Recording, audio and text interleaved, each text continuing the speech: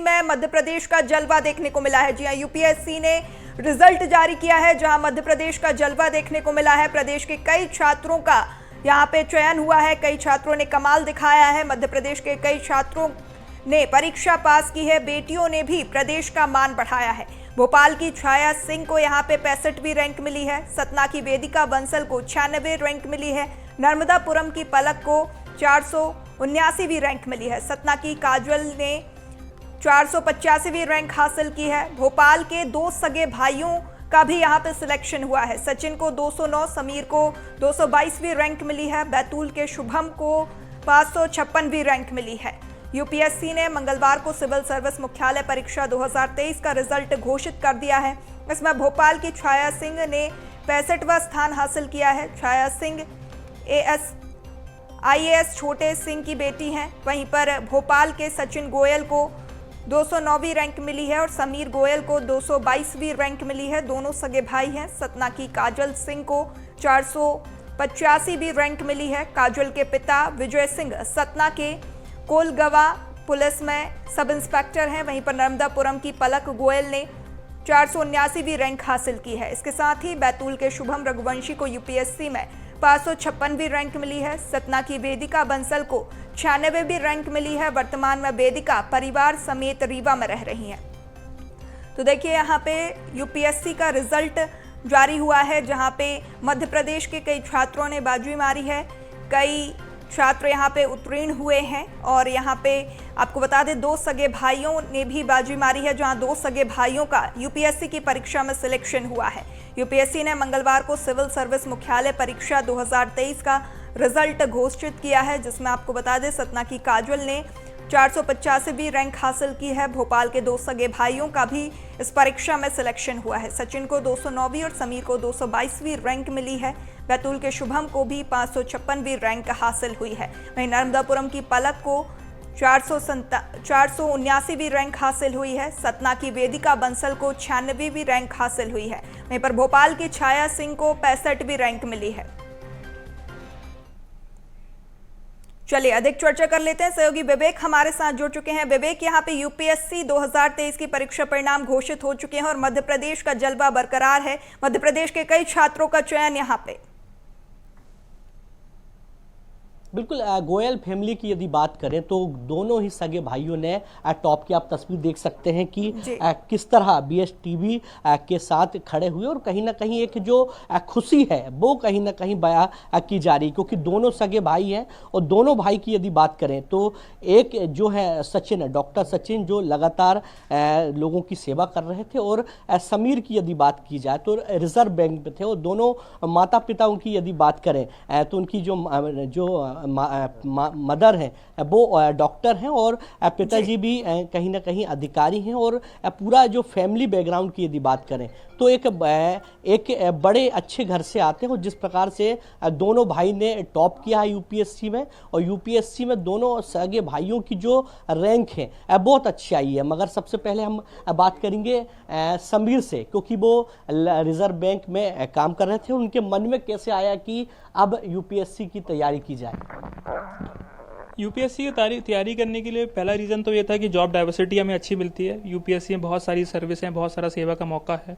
दूसरा, public dealing का मुझे बहुत शौक था। लोगों से मिलना, उनकी परेशानियाँ जानना, सुलझाना मेरे को बहुत पसंद था। और लास्टली एक सोशल एक आपको इन्वायरमेंट मिलता है जो सिविल सर्विस देता है, जो आप अलग अलग ज्योग्राफीज़ में काम कर सकते हो। इसलिए मैंने आरबीआई से सिविल सर्विस का तैयारी करने का सोचा। कितनी मेहनत लगी, क्योंकि दोनों भाई हो, दोनों जॉब करते हो, कहीं ना कहीं एक मदद मिली? क्योंकि बात की जाए अपने पढ़ाई के समय की तो वक्त शेयर करते होंगे, कई ऐसे नोट्स हैं जो एक दूसरे को देते होंगे। मदद मिली दोनों भाई यदि एक साथ पढ़ते तो? बिल्कुल मदद मिली, बहुत ही मदद मिली, क्योंकि मैं सोशल मीडिया पे इतना एक्टिव नहीं था, लेकिन सचिन जी थे सोशल मीडिया पे थोड़े थे, तो उनसे मुझे मिल जाता था कि क्या क्या इंपॉर्टेंट पढ़ना है, क्या क्या नोट्स हैं, मुझे वहाँ से मिल जाते थे। और मैंने भी, क्योंकि मैं एग्ज़ाम की थोड़ा पहले से तैयारी कर रहा था, पहले मैं मेंस दे चुका था, इंटरव्यू दे चुका था, तो जो मेरे को पता था मैंने वो इनको गाइड किया, इनको अपना नॉलेज ट्रांसफ़र किया। तो हाँ, बहुत ही ब्लेसिंग थी हमारी कि हम दोनों साथ तैयारी कर रहे थे। डॉक्टर सचिन से बात करेंगे कि आप तो एक लोगों की सेवा में लगे थे, और तैयारी की यदि बात करें तो कैसे तैयारी की? क्योंकि आदमी अधिकतर देखने को मिलता है कि जो जॉब करता है तो उसको समय नहीं मिलता, तो कैसे समय निकाले, क्योंकि यूपीएससी में हमेशा देखने को मिलता है कि बड़ा लंबा समय पढ़ना पड़ता है, अध्ययन करना पड़ता है। देखिए, मैंने एम्स छोड़ने के बाद कहीं और नौकरी नहीं करी, क्योंकि मैं अपना पूरा समय यूपीएससी की प्रिपरेशन में देना चाहता था और पिछले गत वर्षों में मैं इसी के लिए पढ़ाई कर रहा था, तो मुझे काफ़ी टाइम मिल जाता था पढ़ने के लिए। और मैं मानता हूं कि अगर आप दिन में 10 से 12 घंटे निकाल पा रहे हैं तो आप इस एग्ज़ाम को क्लियर करने की आप क्षमता रखते हैं। बाकी लोगों को क्या मार्गदर्शन देना चाहेंगे जो यूपीएससी की तैयारी कर रहे हैं? मैं बस यही कहूँगा कि रिवीजन करते रहें, ज़्यादा डिस्ट्रैक्ट होने की ज़रूरत नहीं है। आजकल मार्केट में नई नई किताबें आ गई हैं, ज़्यादा घूमने की ज़रूरत नहीं है। जो स्टैंडर्ड बुक्स हैं उन्हीं को बार बार जितनी बार पढ़ सकते हैं पढ़ें, इसी से आपको सफलता मिलेगी। समीर की, सचिन की जो दादी हैं उनसे बात करेंगे। कैसा लग रहा आपको कि आज आपके दोनों जो पोते हैं वो कमाल कर दिए, मध्य प्रदेश का नाम रोशन किए? मैं तो बहुत गर्वित महसूस कर रही हूँ बच्चों के लिए, और मेरा बहुत बड़ा सपना था कि मेरे बच्चे इतनी मेहनत कर रहे हैं, भगवान इनको सफल बनाए। उन्होंने मेरा सपना पूरा कर दिया, मैं बहुत खुश हूँ। बिल्कुल, गोयल मैडम से बात करेंगे कि आप लगातार लोगों की सेवा करती, क्योंकि आप डॉक्टर हैं और इस डॉक्टरी के बीच में दोनों भाइयों ने कमाल किया है, अध्ययन लगातार। कैसा मार्गदर्शन आप करती रही हैं? नहीं, मैंने तो बच्चों ने किया है, नो डाउट। मेरा बस थोड़ा सा बैकग्राउंड रहता था, सपोर्ट रहता था उनके अप्स एंड डाउन्स में, मूड चेंजेस में।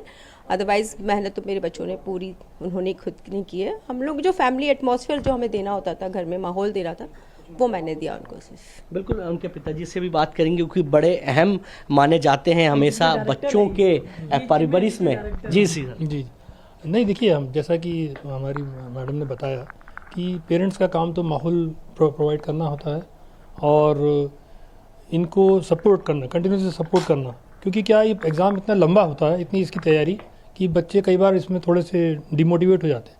तो उनको किसी तरह मोटिवेट रखना और उनको ये आशा दिलाना कि भाई आप करिए, कोई रिजल्ट की चिंता ना करिए, वो ज़्यादा ज़रूरी होता है। तो हम लोगों का एज ए पेरेंट्स तो यही था कि इनको पूरी तरह मॉरल और जो भी सपोर्ट दे सकें। बाकी तो मेहनत बच्चों की है, इसमें कोई डाउट। बिल्कुल, डॉक्टर सचिन से बात करेंगे कि आगे क्या अगला कदम रहेगा, किस प्रकार से काम करेंगे, क्या सोचे हैं आगे के लिए?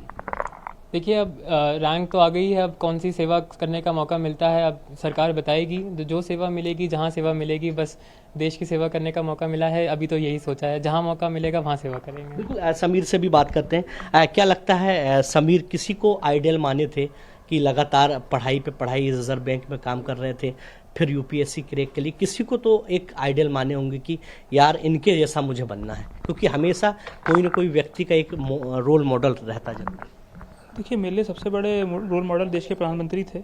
उनकी जो मेहनत की जो थी वो लगातार 2014 से वो जब आए, जब से वो मेहनत कर रहे हैं, तो मैं देखता था कि जब कोई व्यक्ति इतने बड़े पद पे पहुंच के इतनी मेहनत कर रहा है, तो अगर मैं भी किसी पद पे हूं तो मैं मेहनत करके कोई अच्छा पद ले सकूं और फिर और मेहनत करके देश की सेवा कर सकूं। तो मेरे लिए तो माननीय प्रधानमंत्री जी की सबसे बड़े मेरे मार्गदर्शक थे। उनसे मिलने का तो नहीं मिला, लेकिन उनकी जो स्पीचेस थी, उनकी जो विजन था, उसी का मैं एक तरीके से अनुयायी था, एक तरीके से। बिल्कुल, ये हमारे साथ दोनों सगे भाई थे, सचिन और समीर गोयल, जिन्होंने यूपीएससी रैंक पे कहीं ना कहीं मध्य प्रदेश का नाम रोशन किया है। मगर प्रधानमंत्री नरेंद्र मोदी के मार्गदर्शन की यदि बात की जाए या उनसे प्रभावित होकर दोनों भाइयों ने अपनी जो पढ़ाई है जॉब के बाद आगे रखी और आज कहीं ना कहीं मध्य प्रदेश का जो नाम है दोनों भाइयों ने रोशन किया है। यदि उनके परिवार की यदि बात करें तो परिवार के जो लोग हैं वो बहुत ज़्यादा खुश हैं। जी बिल्कुल विवेक, अधिक जानकारी साझा करने के लिए और चर्चा करने के लिए बहुत शुक्रिया आपका।